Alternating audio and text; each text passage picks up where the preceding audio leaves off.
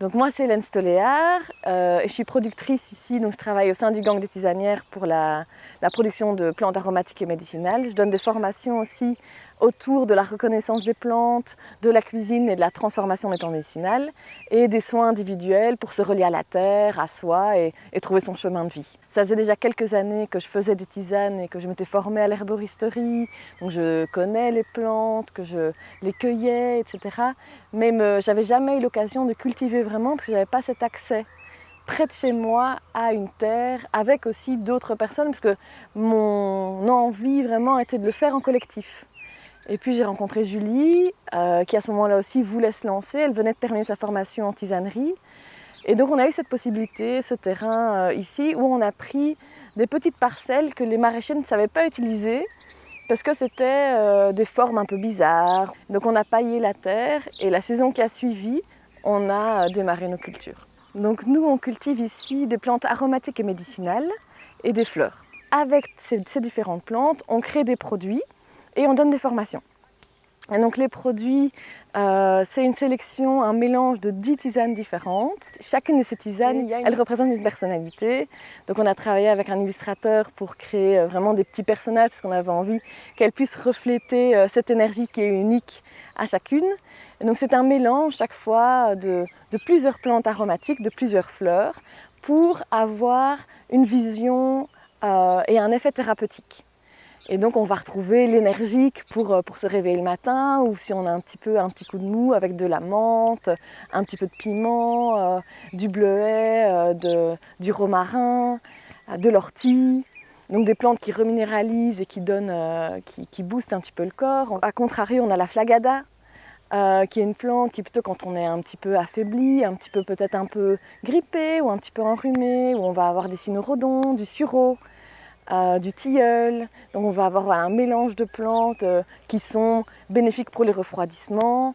On a la rêveuse, donc voilà, on a une sélection, une dizaine. Et puis en plus de ça, on a des mélanges d'épices.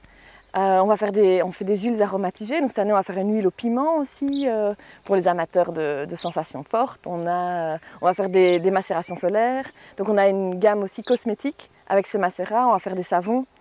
Donc voilà, on a un mélange en fait cosmétique et culinaire pour pouvoir partager au plus grand nombre, en tout cas notre passion des fleurs et des plantes. Ce qu'on aime, c'est expérimenter.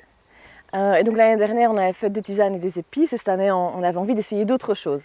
Donc on a fait des macérats au calendula. Donc le calendula, c'est une huile qui est vraiment très bénéfique pour la peau. Et on a envie de partir à la recherche du coup d'un endroit qui fait saponification à froid pour réaliser nos savons. Parce qu'on ne va pas faire nos savons nous-mêmes. L'idée est de faire un partenariat avec une petite entreprise belge qui les crée. Et puis on essaye aussi des vinaigres aromatisés, les huiles aromatisées, peut-être des mélanges pour couscous aux fleurs, etc. Des mélanges pour risotto. Enfin, vraiment expérimenter ces plantes aromatiques et médicinales. Comment est-ce qu'on peut dans notre quotidien les mettre en valeur. Nos semis, donc de nos petites graines aux mélanges finaux, tout ce qu'on utilise est peut-être tracé et d'origine biologique. Et au niveau de notre commercialisation, on essaie de valoriser au maximum le circuit court avec au maximum un intermédiaire, donc que ce soit une petite épicerie ou un petit magasin bio ou autre. Mais moi, ce que j'adore au fait d'être en coopérative, c'est le collectif. On est un groupe et donc on peut se parler, on peut échanger, on échange des outils ici avec les maraîchers, donc on mutualise beaucoup. Donc ça c'est hyper intéressant parce qu'on ne dépense pas deux fois. Dans 3 ans, moi je me vois toujours avoir un jardin, produire des plantes et créer des produits, créer de la beauté. Je trouve qu'on a un métier magnifique qui permet ça, où on crée de la beauté parce qu'en plus ce sont des plantes qui restent.